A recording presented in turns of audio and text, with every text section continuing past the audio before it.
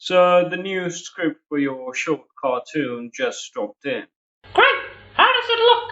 Lay it on me! A few moments later. What the heck was that? I have braids for years? I turn into a monster? Someone dies? Minnie tempts me with a bikini. Well, no. What kind of a screwed up script is this? Is the writer forget that he's working for Disney? Is the writer trying to get me cancelled? Sir, you are overreacting. Don't forget, this is the 90s. Oh, yeah. We do a lot of cool but weird stuff in the 90s, don't we?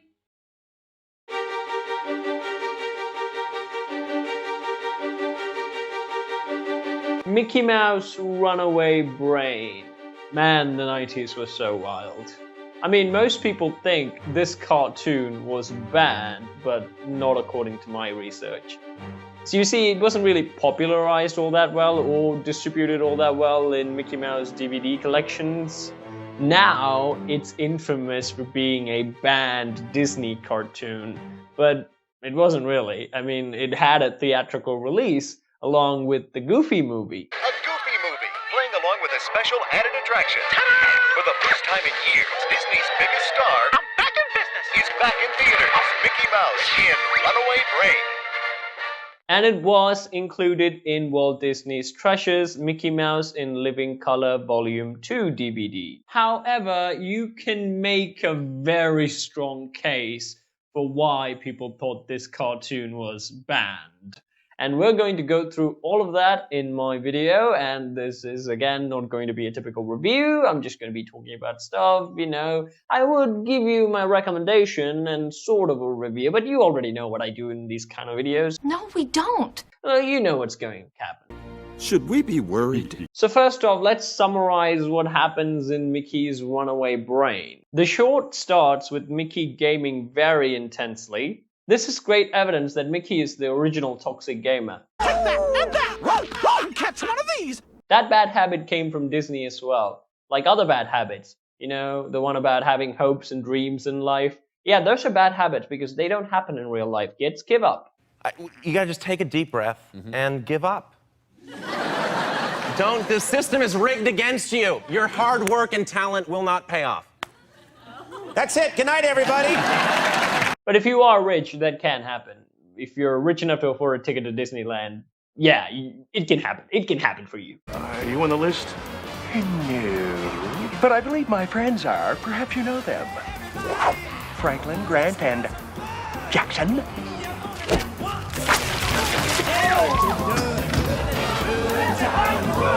Also in the game, Droopy is kicking the evil queen's butt. I fully support a Disney Mortal Kombat. I mean, think about it. The evil queen can just, you know, feed you the apple and that can be your fatality.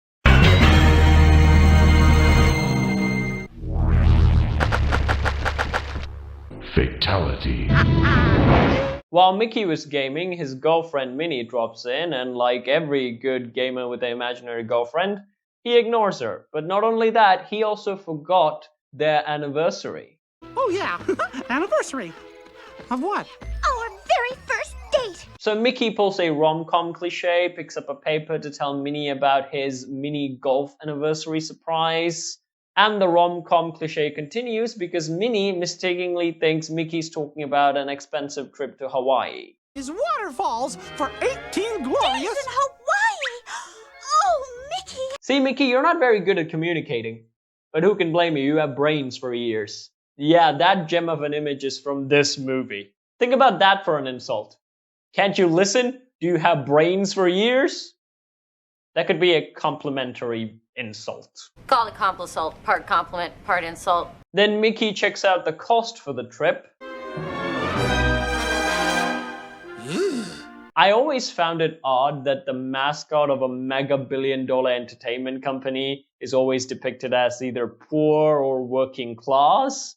I mean, to be honest, Uncle Scrooge should be Disney's mascot. Also, Mickey being worried about cost of things in the 90s is a bit unwarranted because Disney was doing really well in the 90s.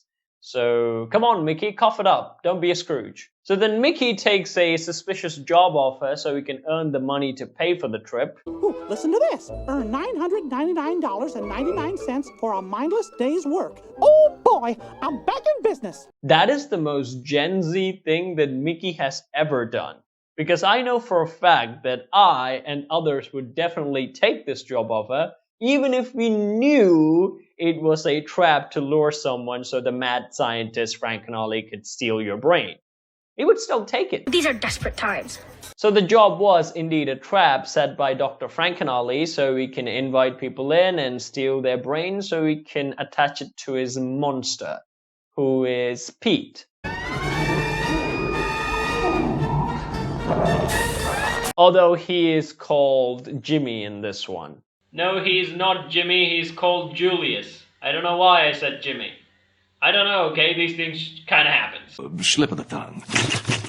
Oh, I know. I've put my foot in my mouth a time or two. And also, I have to say that I really like Dr. Frankenolly. Dr. Frankenolly at your service. You're here for the job? Hmm? Yeah, I mean, no. Oh, don't be shy. It's not just a job.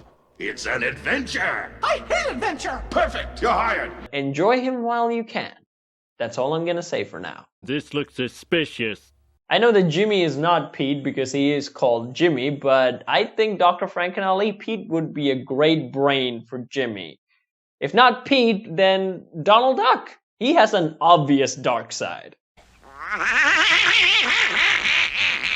So the brain switching experiment goes horribly wrong and the lab blows up and Mickey's brain gets transferred to Jimmy's body and Jimmy's brain, his feral brain gets transferred to Mickey's body. Oh, I don't feel like myself.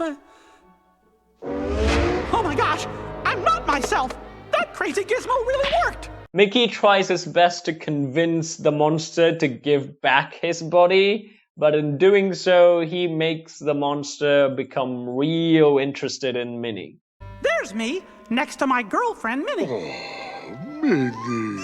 Yeah. So the monster Mickey charges outside to find Minnie Mouse, and Mickey tries his best to stop him. And we get a whole lot of slapstick, but in the end, Mickey Mouse does end up stopping the monster and saving Minnie Mouse. So that was the summary of Runaway Brain, but there was a lot of weird, odd things that I didn't focus on, which explains why people think this is a banned cartoon. So let's focus on them now. First thing, this film has a body count. I want my old body back! Tough break!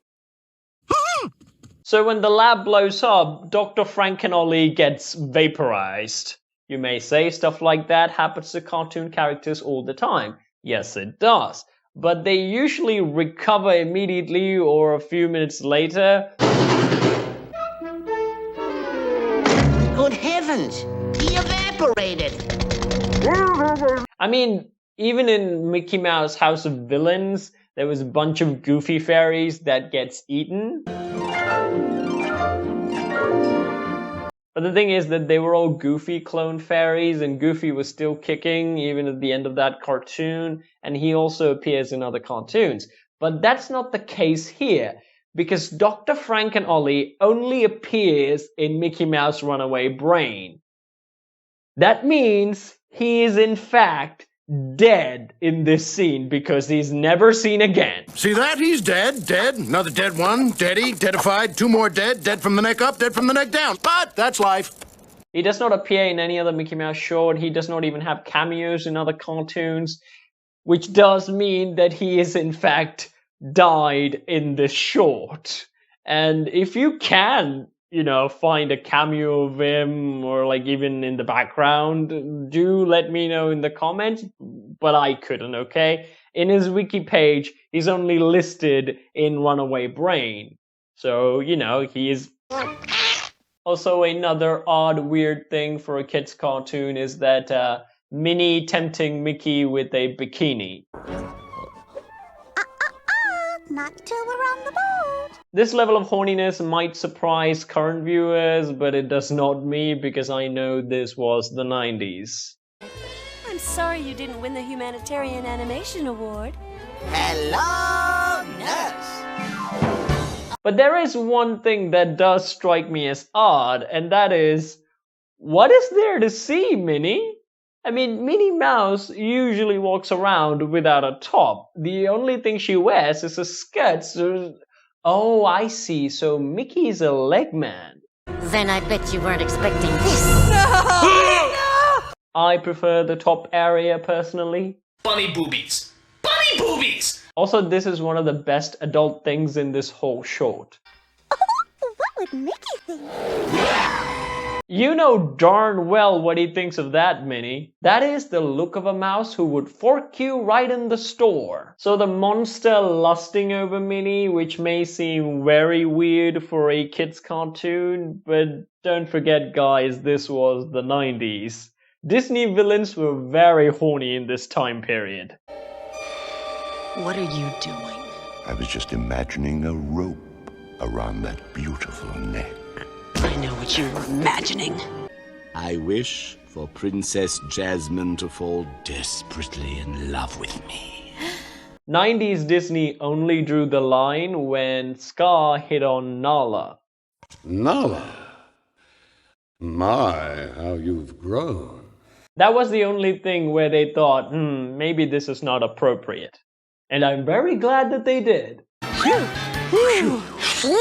Also, another thing, Minnie Mouse cheers Mickey to fight the monster in the most violent way you can think of. God damn it, Mickey! Rip his ears off!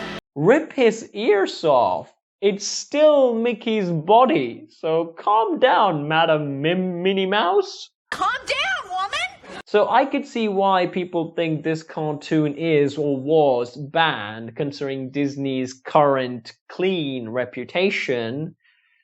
But guys, this was the 90s, when Disney was weirder, edgier, and did a lot of cool stuff because of it.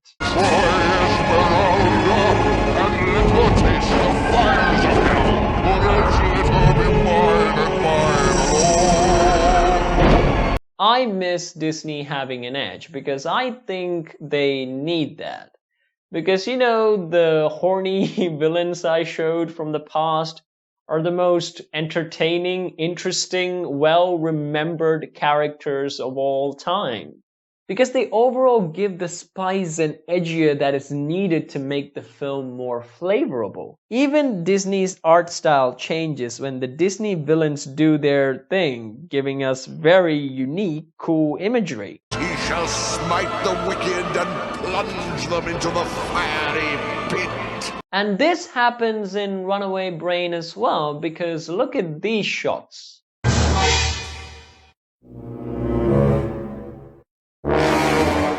But would I recommend this cartoon to kids today? Well, I don't know.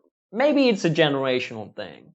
Because the reason why I think that the 90s and 2000s kids who are grown up now think this cartoon is or was bad is because they can't think that a cartoon like this being made for kids today.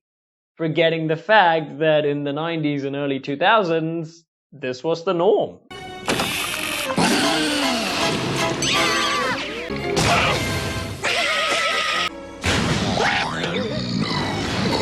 Mr. Nice Conscience!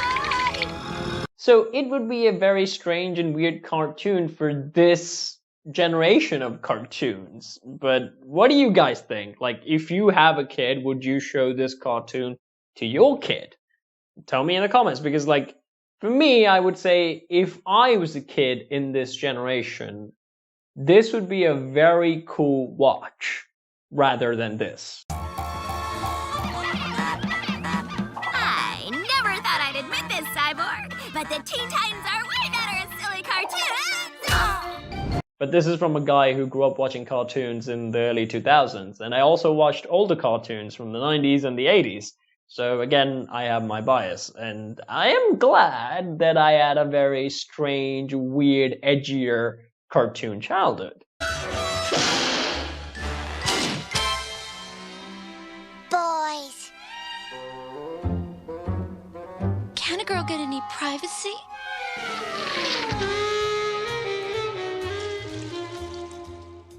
Anyways, guys, like the video and subscribe to the channel to see more stuff like this. And also don't forget to check out this video, Mickey Mouse House of Villains, the cartoon that introduced me to Halloween itself. So don't forget to click that and check that out. And also, guys, the spooky season has begun, and Runaway Brain was just the beginning.